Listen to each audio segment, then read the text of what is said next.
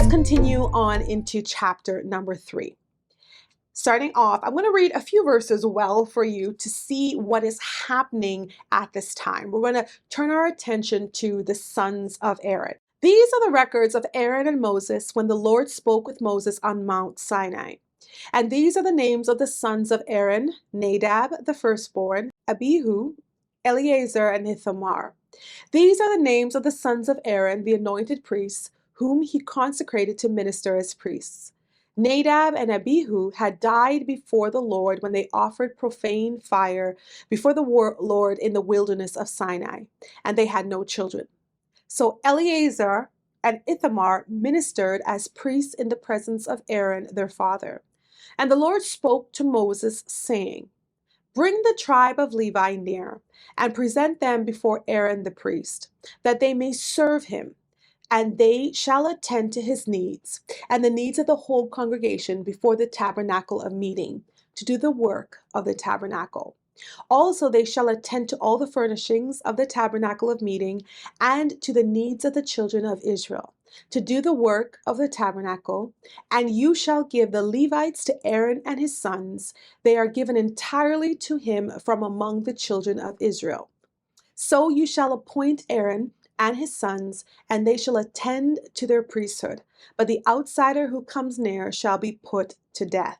Then the Lord spoke to Moses, saying, "Now behold, I myself have taken the Levites from among the children of Israel, instead of every firstborn who opens the womb among the children of Israel. Therefore the Levites shall be mine, because all the firstborn are mine. On the day that I struck all the firstborn in the land of Egypt, I sanctified to myself all the firstborn in Israel, both man and beast. They shall be mine. I am the Lord." Let's look through these verses, and I'm going to pull out a couple of points that are important for you to know as we move forward. At the beginning, it talks about the two eldest sons of Aaron.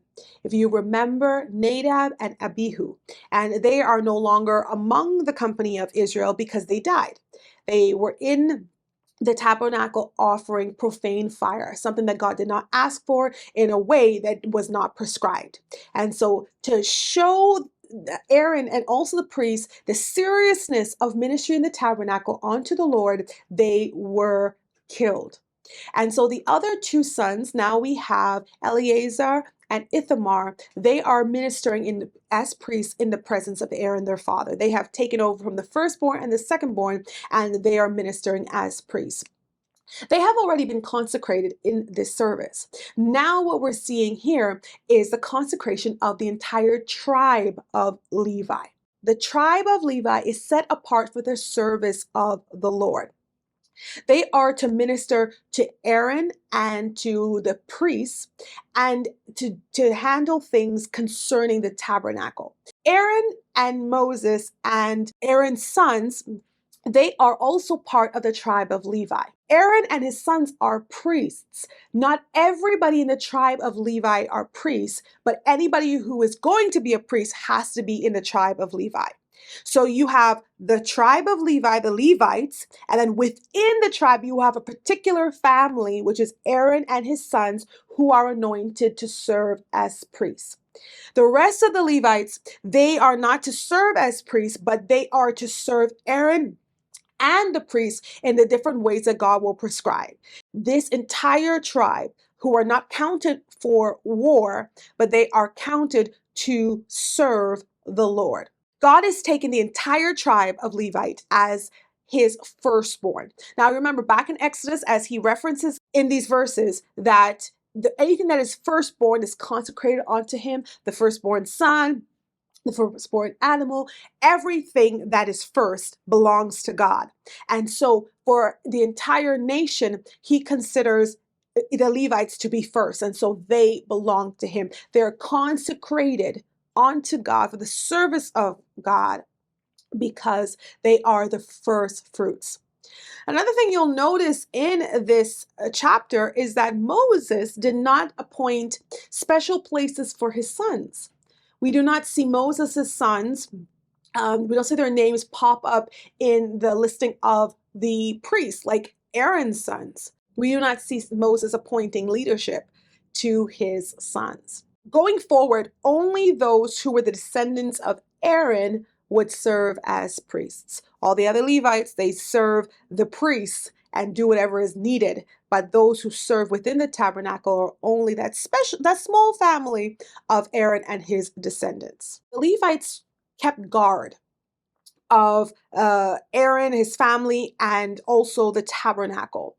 And it says also there that no one was supposed to come near who was a stranger. So the average person is not supposed to be able to get close to the tabernacle, just walk in and just do what they want, eat of the meat, eat of the bread. They cannot do that. And so the Levites are also keeping watch, keeping guard of what God has sanctified for ministry unto him. God has wisdom in everything that he does. And when you look even at Jacob's sons, Jacob who becomes Israel, Levi, who is the father of this tribe, he's not the firstborn. He is not the one who, you may say this is the one who's going to rise to stardom, but he is the one that God has chosen to have the special priestly line come from.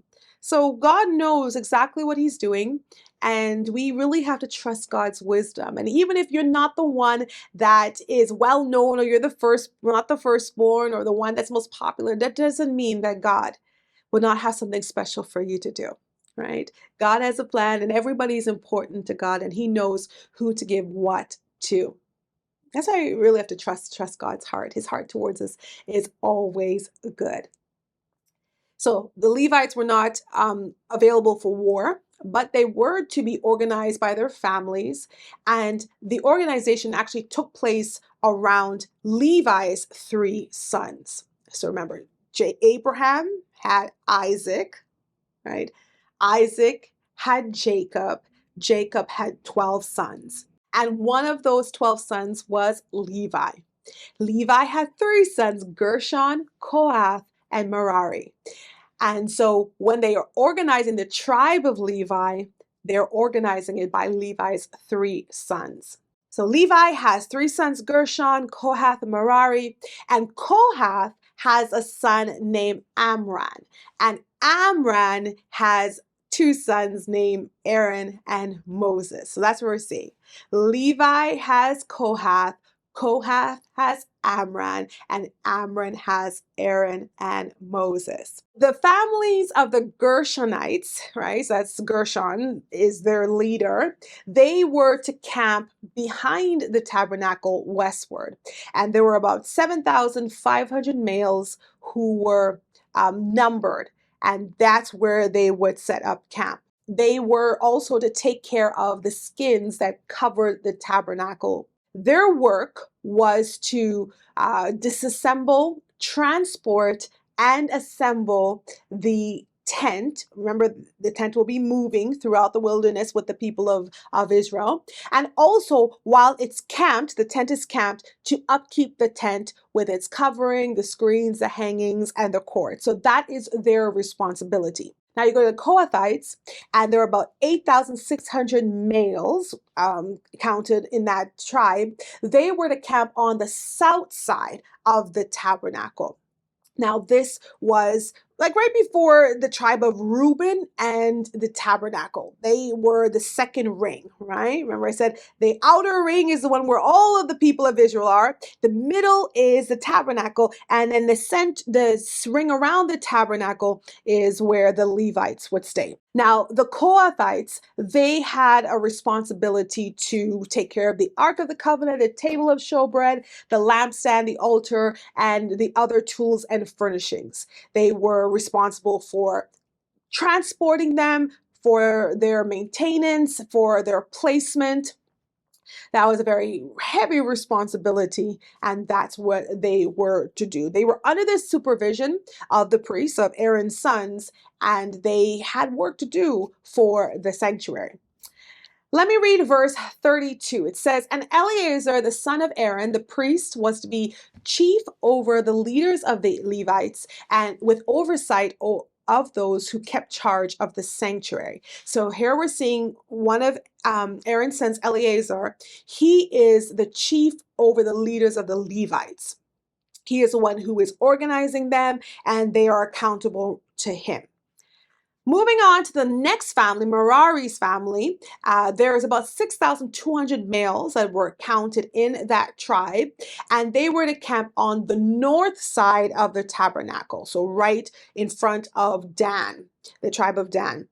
And their responsibility included taking care of the boards of the tabernacle and also any structural part, which is like the pillars and the pegs and all of those things.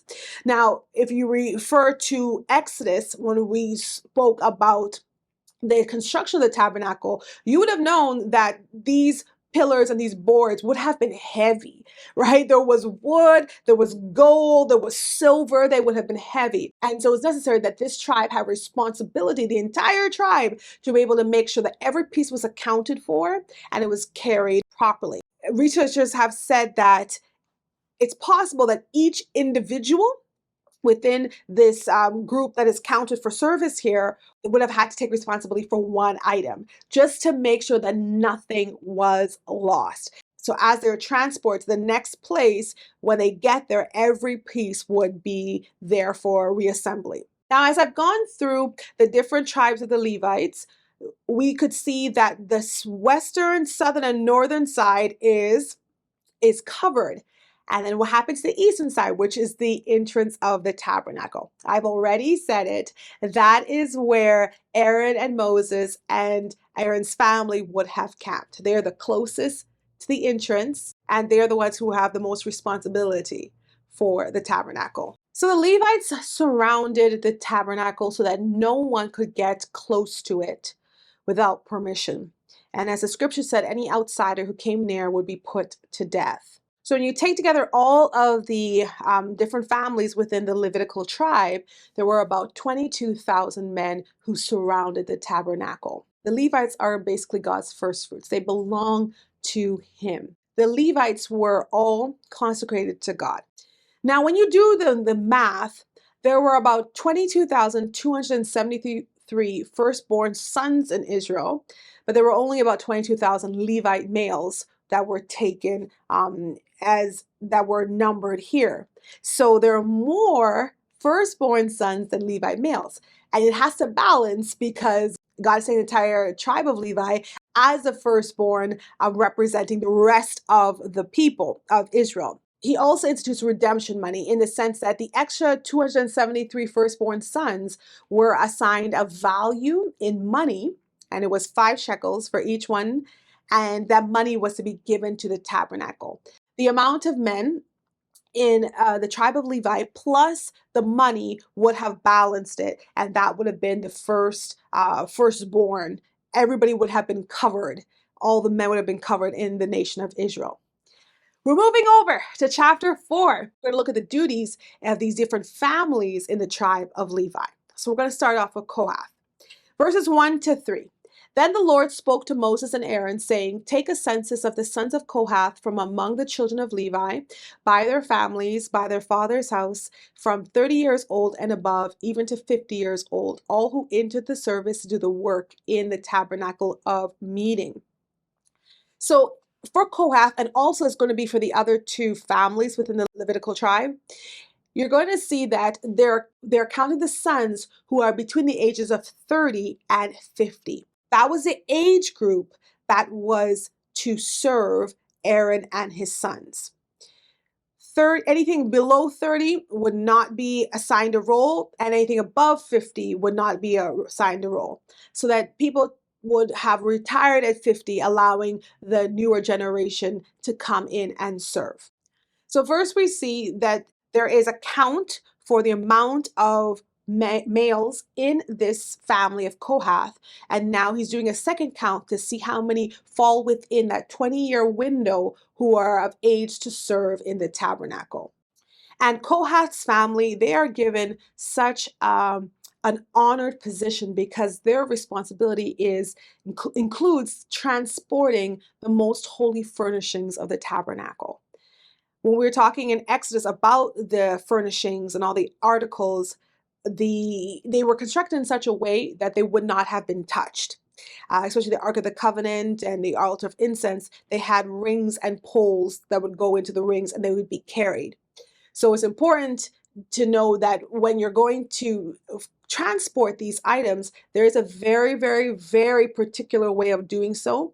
And also, if it is not done according to God's specifications, then there will have some real disastrous consequences for the individual. So before the Kohathites actually start to transport the items within the tabernacle, the priests would prepare them. So they would take covering veils, and they would cover the Ark of the Testimony. They would cover the altar. There was a whole procedure of preparing these items for transport. It wasn't just like pull down the tent and let's go. It wasn't that. There was a ceremony with it, and the priests were responsible for preparing the items for transport, because only the priests could actually touch these articles. Although the Kohathites are part of the tribe of Levi, they are not priests. So they do not have authorization from God. And through the chapter, you will see the careful attention that is given to the preparation of these items for transport. Now, going to the next family within this tribe, the family of Gershon, all right, they were about 7,500 men among the sons of Gershon. And remember, it had to be counted again because now these are the ones who are within that age gap between 30 and 50 for the work of the service. They were responsible for carrying the tabernacle coverings, and that include the curtains and the hangings, the cords and other furnishings. We already detailed it earlier on, just a reminder of what these individuals were responsible for. The last family, the Merari, they were responsible to do all the boards, the transporting of all the boards, the pillars, and anything that has to do with the frame and the structure of the tabernacle. For the Kohathites, there were about 2,750 men that were between the ages of 30 and 50. For the Gershonites, you have 2,630 men between the ages of 30 and 50. And lastly, for the family of Merari, you have 3,200 men who are between the ages of 30 and 50. And that number is the largest, which makes sense, right? Because remember, they had a lot of things to carry with the frame of the tabernacle. Rounding out to verse 49, it says, according to the commandment of the Lord, they were numbered by the hand of Moses, each according to his service, according to his task. Thus were they numbered by him and the Lord, as the Lord commanded Moses. So this would have been a task for Moses to do, and it shows us the intelligence there, the wisdom of God, for them to be able to do this task and to serve the Lord in this capacity. Every tribe had a role to play. Even within the Levitical tribe, you have 3 families. Each family has a role to play, and it shows how interdependent the nation was. God so organized them that they needed each other to do the work that God has asked them to move as a nation. Every person was important. Every family was needed. And that is something that we also can take from this principle, this pattern we see in the Old Testament, that even for those who are part of the family of God through faith in Jesus Christ, every person is needed. Every role is important. Every part is essential to the optimal functioning of the entire body. We were made to work together.